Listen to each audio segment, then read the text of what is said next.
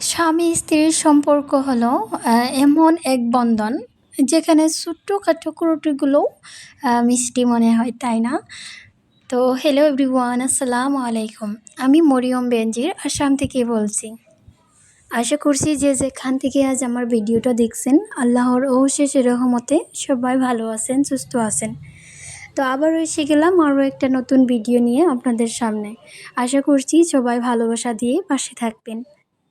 তো আজ সকাল সকাল শুরু করে দিয়েছি কাজকর্ম। এই যে দেখতে পারছেন, খিড়কির পর্দাগুলো মানে গুছায় নিচ্ছি। তারপর ঘরে যেগুলো ওই যে আগের দিন কাপড় ছিল ধোয়া, ও কাপড়গুলো না শুকায় নাই, কারণ দেখতে পারছেন রোজ রোজ বৃষ্টি হচ্ছে। তো তাই ওই কাপড়গুলো আবারও আজ মেলে দিচ্ছি রোদে। রোদ তো নাই, তবুও একটু বাইরে মেলে দিচ্ছি। ঘরের ভিতরে থাকলে কীরকম জানি একটা গন্ধ বাইর হয়ে যায়, তাই না? তাই ভাবছি একটু বাইরে মেলে দেই।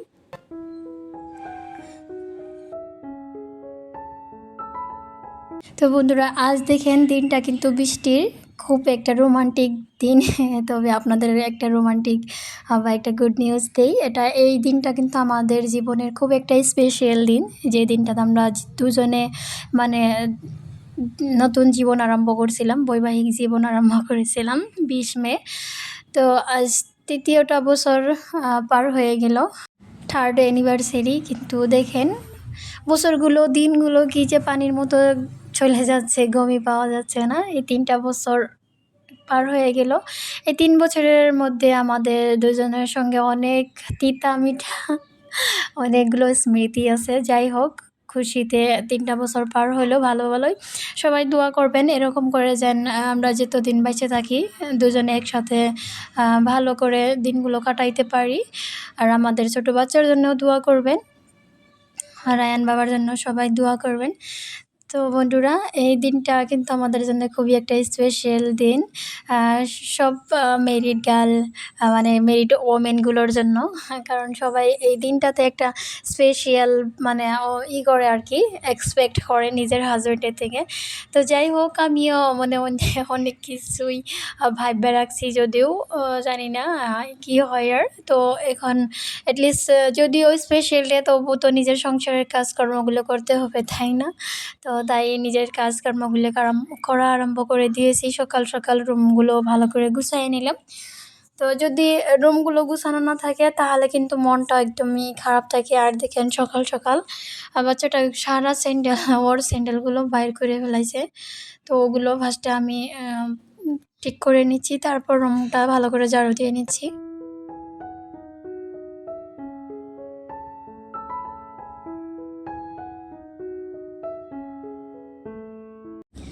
আমরা নারীদের জীবনটাই কিন্তু এরকম, যতই স্পেশাল দিন থাকুক, যতই থাকুক, যদি আমরা নিজের সংসারে লিপ্ত আছি তাহলে কিন্তু সংসারকে এড়িয়ে আমরা চলতে পারবো না কখনো। তো সংসারে যত কাজকর্ম আছে ততটা কিন্তু করতেই হবে সব কিছু। তো এদিকে আমার রুম সুন্দর করে সাফা করা হয়ে গেল। তারপরে এসে গেলাম এই যে কিচেনে। আপনার দাদা ভাইয়ের শরীরটা একটু মানে কীরকম জানি ঘুম ঘুম, তো ও বলছে আমার শরীরটা একটু ঘুম ঘুম, তো তুমি আন্ডা বয়েল করে দাও। তো আপনাদের দাদা ভাই দোকান থেকে আন্ডা নিয়ে আসলো। তো ভাবছি এখন 2টো আন্ডা বয়েল করে দিই। এখানে আন্ডা বয়েল করছে। আজ না আমি আপনাদের দাদা ভাইয়ের সাথে খুব অভিমান করছি। বলবো না, কিন্তু কী নিয়ে কী টপিকে অভিমান করছি, তবে অভিমান করেছি। আর তাদের অভিমানটা ভাঙানো হাজব্যান্ডদের কিন্তু খুব একটা বড় দায়িত্ব, তাই না? তো এখানে দেখেন আন্ডাটা বয়েল করতে দিয়ে তারপর এই যে সেলফগুলো একটু ভালো করে মুছে নিচ্ছি। অ্যাকচুয়ালি না, বাচ্চাটার শরীরটাও একটু ভালো না, কীরকম জানি মানে একটু অসুস্থ হয়ে আছে। আর এমনি অতটুকু অসুস্থ নয়, কিন্তু মানে খাইতে চাইছে না। আই থিঙ্ক গ্যাস হয়েছে পেটে। তো এদিকে আমি তাড়াতাড়ি কাজগুলো করে নিচ্ছি, কারণ বাচ্চা কিন্তু খুব যে একটু ওরকম করতেছে, মানে কান্না করতেছে, আমার পিছনে পিছনে থাকতে চাইতেছে। তো ওর পাপার কাছে দিয়ে ওর পাপার মোবাইলটা দিয়ে বসাই দিচ্ছি। তো এদিকে আমি একটা ডিম বসাই দিয়েছি, আর একটা কিন্তু এই যে ভাত বসাই দিলাম, কারণ তাড়াতাড়ি রান্না করে নেই। কারণ বাচ্চা যদি বাইনা করে না, তাহলে কিন্তু আমি রান্না বাড়া খুব লেট হয়ে যায়, করতে পারি না।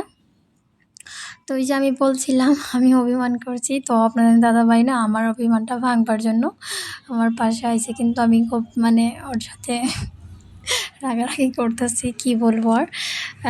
তো যাই হোক, আমি কিন্তু রাগ করে না বেশি টাইম থাকতে পারি না আপনাদের দাদাভাইয়ের সাথে। মানে রাগ করলেও কিন্তু ও আমার পট করে মানে রাগটা ভাঙাইতে পারে।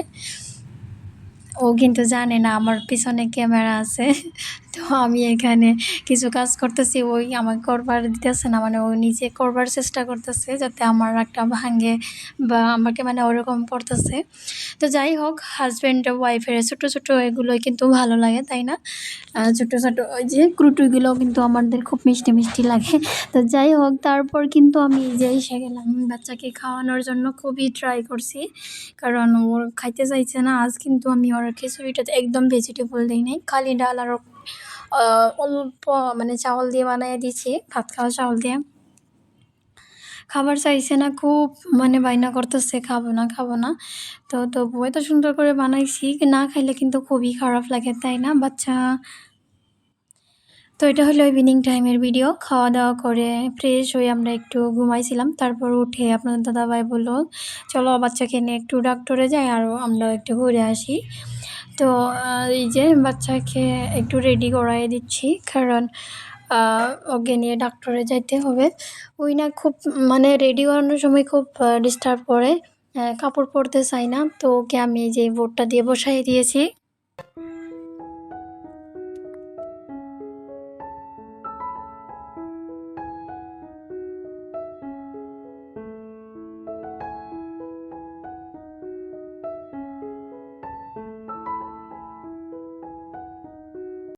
তো বন্ধুরা, আমরা কিন্তু এই যে এই হোমিও ডাক্তারটা আইছিলাম, ডাক্তারে এসে বাবার ট্রিটমেন্ট করাইলাম, তারপর ওষুধ বাড়ি যে মেডিসিন দিছে সব নিয়ে এখন চলছি টাউনের দিকে।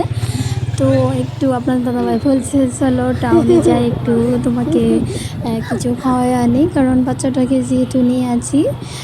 টাউনে আসলে কিন্তু কিছু না খাওয়া যাওয়া মানে ভালো লাগে না, না খাইয়ে দিলে। তো এদিকে আমাদের একটা স্পেশাল ডেও হয়, তো চলো কিছু মিষ্টিমুখ করে আসি। তো এখানে আসলাম, অনেকটা মিষ্টি এই দোকানে দেখতে পারছেন, খুব মিষ্টি এই দোকানটার, খুব ভালো লাগে মিষ্টিগুলো। তো এখানে আমাদের একটা ফেমাস এটা মিষ্টির দোকান, সুলভ বলে নামটা, সুলভ। তো এখানে কিন্তু খুব সুন্দর সুন্দর মিষ্টি পাওয়া যায়, দেখেন আপনাদেরকে দেখাই দিচ্ছি। তো আমরা কিছু কিছু খাই নিয়েছি আর কিছু বাড়ির জন্য নিয়ে নিচ্ছি, কারণ বাড়িতে সবাই আছে, তো ওদের জন্য কিছু নিয়ে নিচ্ছি।